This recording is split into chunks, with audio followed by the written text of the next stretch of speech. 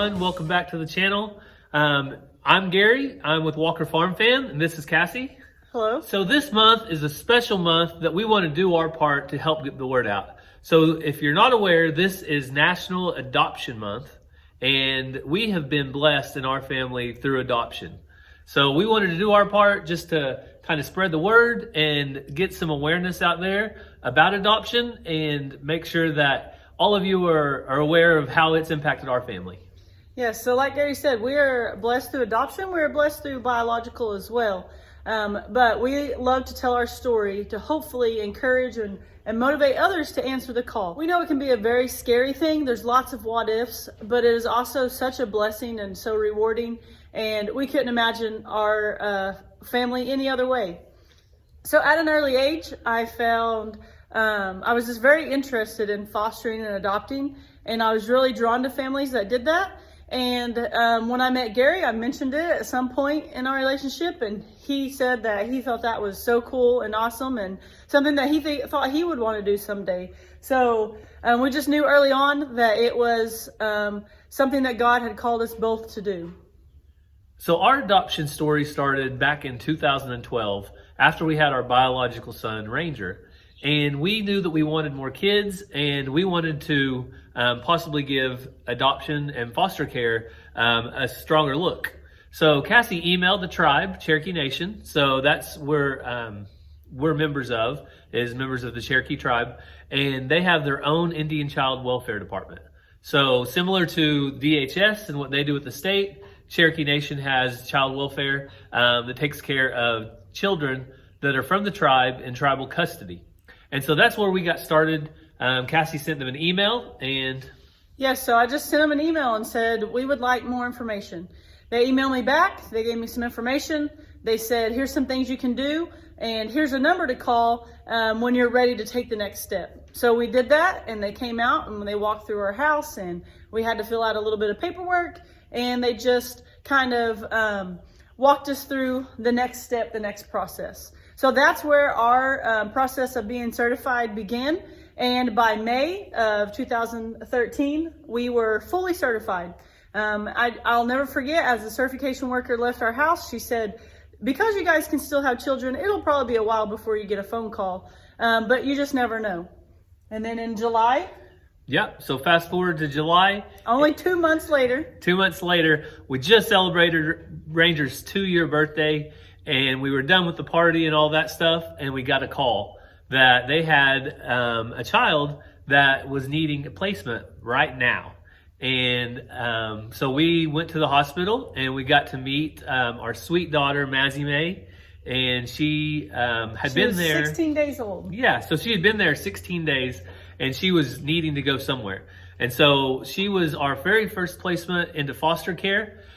She was there for over 2 years. And that's whenever we were lucky enough and blessed to be able to adopt her. Yeah, 2 years to the day of meeting her, we were able to adopt. So we got to bring Mazzy home. We instantly fell in love. And it was probably the toughest 2 years of our adoption journey / foster care.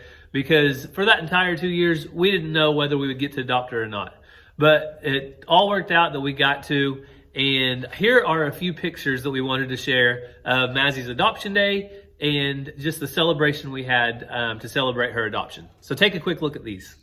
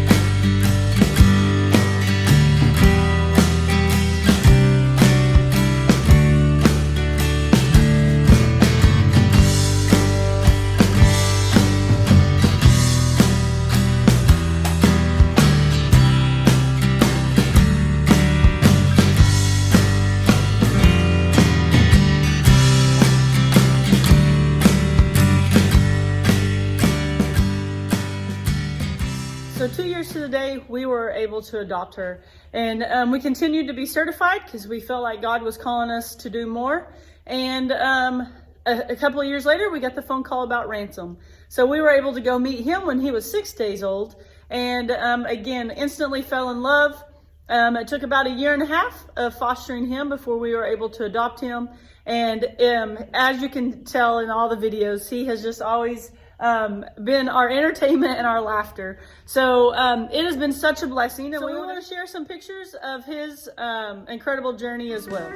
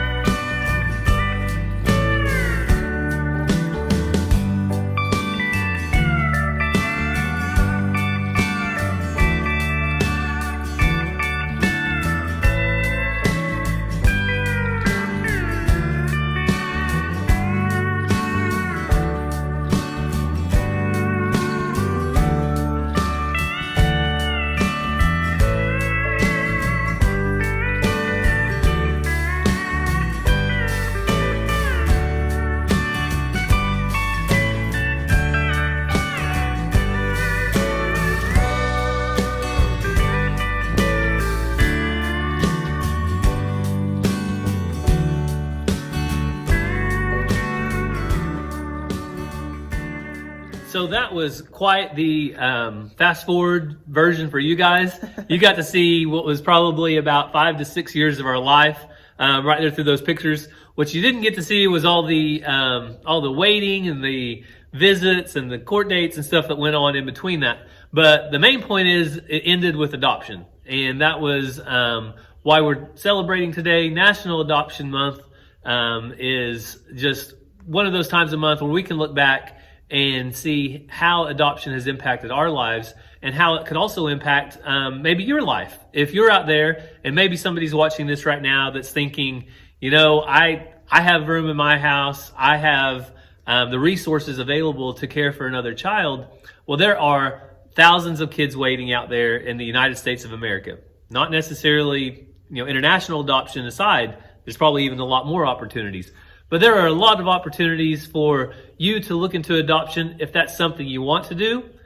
But we know everybody is not set up for that, and everybody doesn't necessarily want or need to do that. Yes, we always say that God doesn't call everyone, but if he's calling you, answer the call. But there are lots of other ways you can help out if you aren't being called to foster or adopt. One of the biggest blessings in our life is when we would get a placement, food would show up. People would bring meals. People would bring diapers and clothes and all sorts of stuff. And that is always such a blessing. Yeah, so even if you don't want to do something with adoption specifically yourself, just look for opportunities to be able to help either your local DHS.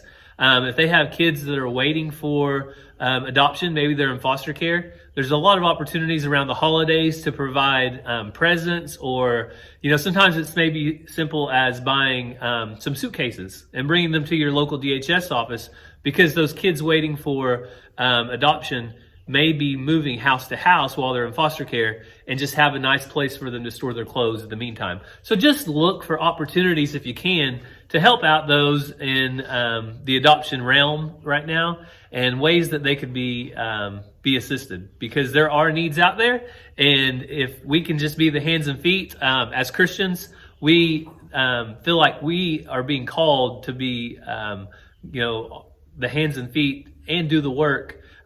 Whether that's foster care, adoption, we do feel that God's people are called to care for the orphans and for the widows. And that's part of what we can do to help with that.